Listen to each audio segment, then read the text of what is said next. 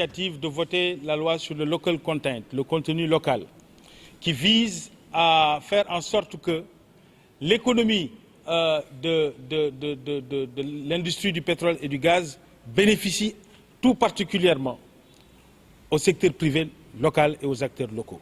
En plus de l'information que j'avais donnée, je voulais partager celui-là. Et également faire en sorte qu'il y ait un fonds qui est destiné à réserver, qui est réservé en tout cas aux générations futures. Et ça, c'est issu du dialogue justement, qui a eu lieu sur l'utilisation des futures ressources issues de l'industrie des hydrocarbures. S'agissant de la question sur l'IGE, nous vous l'avons déjà précisé. Nous pensons que cette question sera réglée tout simplement par la justice. Vous savez, il ne nous appartient pas à nous de commenter ce genre d'action issue des processus administratifs et consorts. La justice tirera cette affaire au clair et c'est parfait ainsi. Simplement préciser qu'un président de la République, dans la solitude de sa souveraineté, lorsqu'il prend des décisions, le prend sur la base d'informations multiples, dont il est le seul à pouvoir être le maître et à pouvoir juger de l'opportunité en rapport avec les conseillers qui l'entourent. Je pense que toutes ces questions, on gagnerait à les aborder avec un peu plus de responsabilité et de sérénité. Mais, comme je vous le disais un peu plus tôt, le cadre de la justice le temps de la justice qui va arriver, va permettre à tout un chacun de fournir, en tout cas, les preuves de ces allégations. C'est tout ce que je peux vous dire sur le sujet.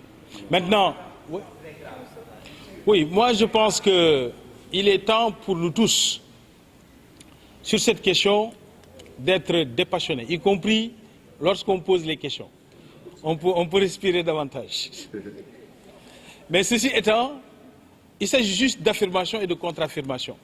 Et en démocratie, la libre parole, y compris la parole de pouvoir poser ces questions de façon passionnée ou d'affirmer ce qu'on veut.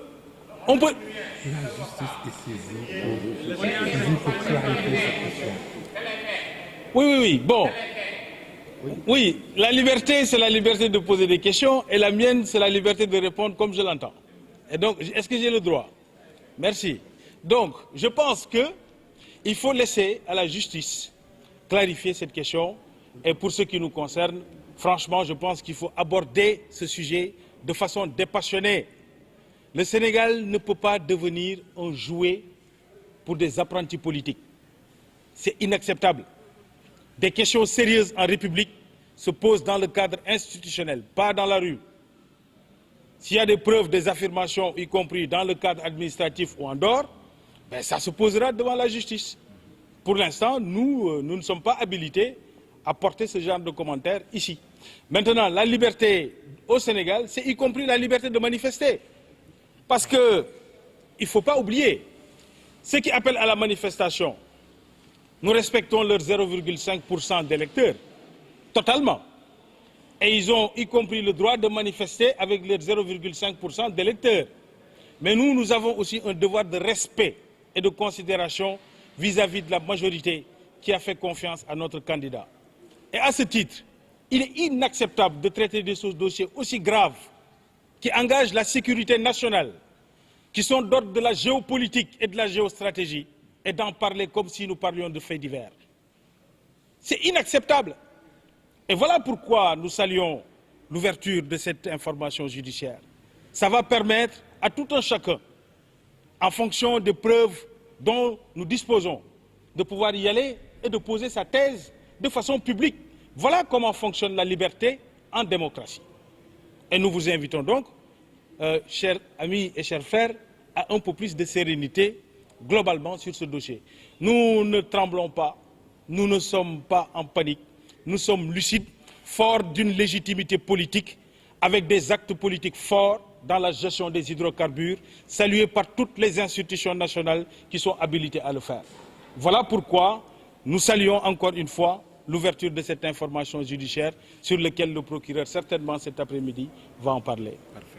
S'agissant encore du même sujet qui revient, je pense effectivement que la justice fera son travail sur ce sujet-là.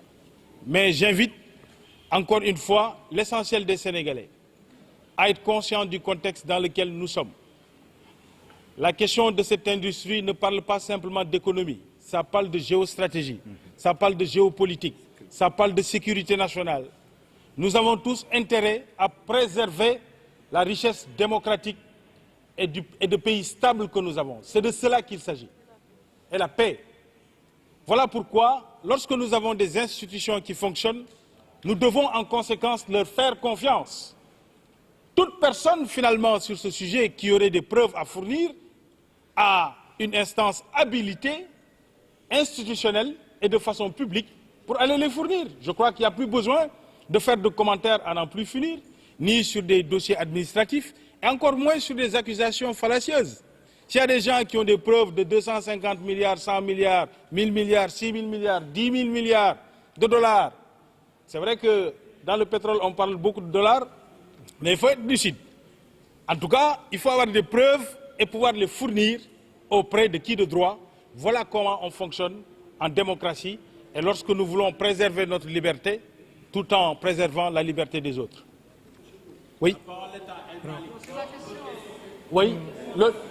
Oui. Oui. Oui.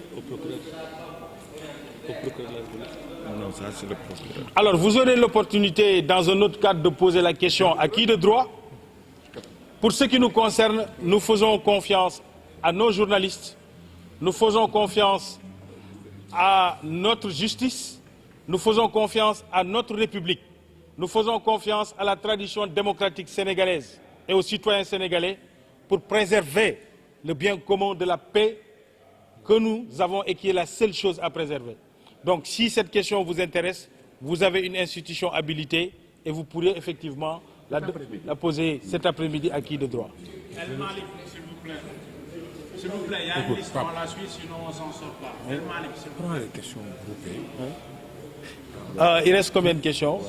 Okay. Il faut prendre les questions. C'est le dernier.